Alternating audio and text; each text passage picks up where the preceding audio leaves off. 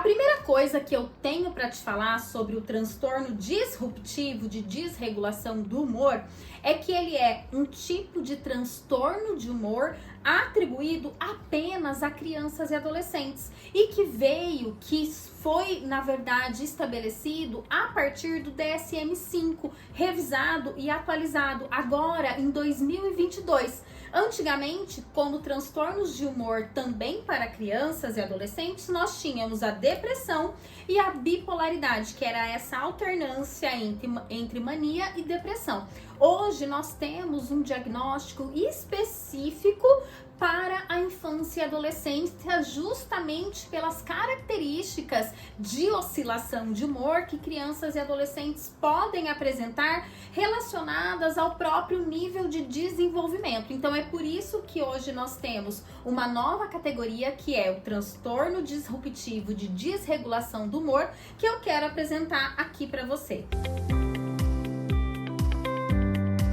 Então, a primeira característica diagnóstica, o primeiro critério diagnóstico é que esses episódios de raiva, são episódios de raiva, de agressividade, eles são recorrentes e são manifestados ou pela linguagem ou pelo comportamento, mas em intensidade desproporcional à situação.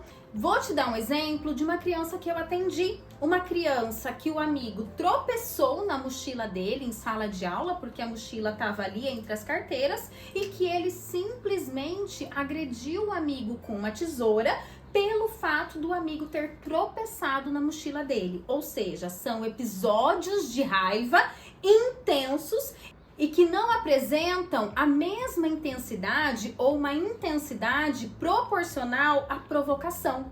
Além disso, como segundo critério, essas explosões de raiva são inconsistentes com o nível de desenvolvimento. De novo, voltando ao meu caso, era uma criança de 8 anos de idade. Uma criança que com 8 anos de idade pode virar para o colega e dizer assim: olha, eu não gostei que você tropeçou na minha mochila, por favor, pede desculpa, dá licença. Então são crianças que pelo nível de desenvolvimento já poderiam ou deveriam reagir de uma outra forma, de uma maneira, vamos dizer assim, um pouco mais madura para o seu nível de desenvolvimento. Além disso, como terceiro critério para eu realmente ter um diagnóstico de transtorno disruptivo de desregulação do humor, eu tenho que essas explosões de raiva devem ocorrer numa média de 3 ou mais vezes por semana. Ou seja, não é algo que vai acontecer uma vez na vida daquela criança ou muito raramente, esporadicamente, porque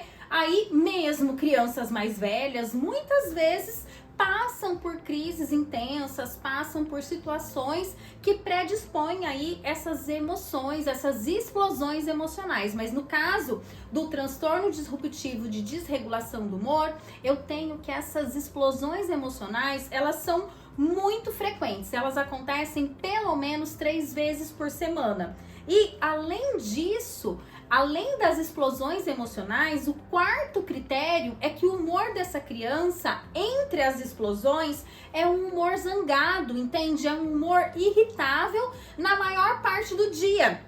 É diferente do transtorno explosivo intermitente, por exemplo. Se você quer que eu fale sobre esse transtorno, só coloca aqui nos comentários. No transtorno explosivo intermitente, a criança tem a explosão emocional, mas depois ela volta ao seu normal. No caso da criança com transtorno disruptivo de desregulação do humor, eu tenho uma criança que fica com esse humor irritável, zangado, na maior parte do dia, todos os dias. E além disso, eu tenho como critério diagnóstico que essa condição, como eu falei, ela não é transitória na vida dessa criança ou desse adolescente. Ela deve persistir por 12 meses ou mais. E durante todo esse tempo, durante todo esse período, ela deve ter, sintomas que persistiram entre esse período aí, nesses 12 meses.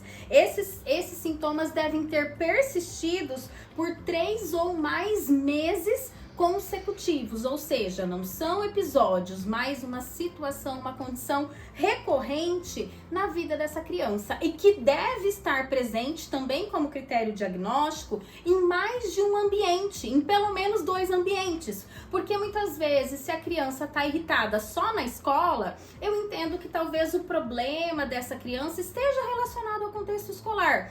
Se ela está irritada só em casa, talvez as questões dessa criança estejam relacionadas ao contexto ali familiar. Mas eu tô dizendo de uma criança que tem transtorno disruptivo de desregulação do humor, de uma criança que apresenta esse comportamento em mais de um ambiente. Ou seja, esse humor zangado, esse humor irritável vai com ela para onde ela for. E também ainda, enquanto critério diagnóstico, lembra que eu falei que é um transtorno só atribuído a crianças e adolescentes? Então, ele deve acontecer, deve ser diagnosticado entre os 6 anos e os 18 anos de idade. Após os 18 anos, eu não vou mais falar de transtorno disruptivo de desregulação do humor. Mas antes dos 6 anos, como eu falo aí de crianças muito pequenas que podem ter crises de birra e explosões emocionais, então eu também não vou fechar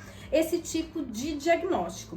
E por último, mas não menos importante, eu tenho que lembrar ainda que esse tipo de diagnóstico, esse tipo de transtorno não deve coexistir, não pode ser um diagnóstico que seja dado em conjunto com transtorno de oposição desafiante, tá? Nesse caso, o transtorno de oposição desafiante é um diagnóstico que se refere só ao comportamento, e o transtorno disruptivo de desregulação do humor, ele abarca tanto o comportamento quanto as questões emocionais. Então, neste caso em que tiverem características de ambos os transtornos, o diagnóstico escolhido deve ser o de transtorno disruptivo de desregulação do humor. E também não deve ser um diagnóstico atribuído em conjunto com o transtorno explosivo intermitente, pelas razões que eu já expliquei para você. No transtorno explosivo intermitente,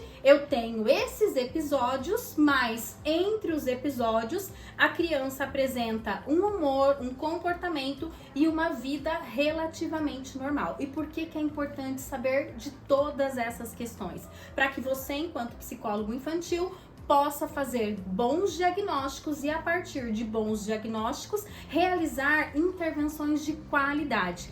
Quer aprender mais sobre como realizar intervenções de qualidade, como realizar diagnósticos diferenciais? É só se inscrever aqui no canal, porque toda semana nós temos conteúdo novo para você, ou ainda me seguir lá no @dani.fioravante.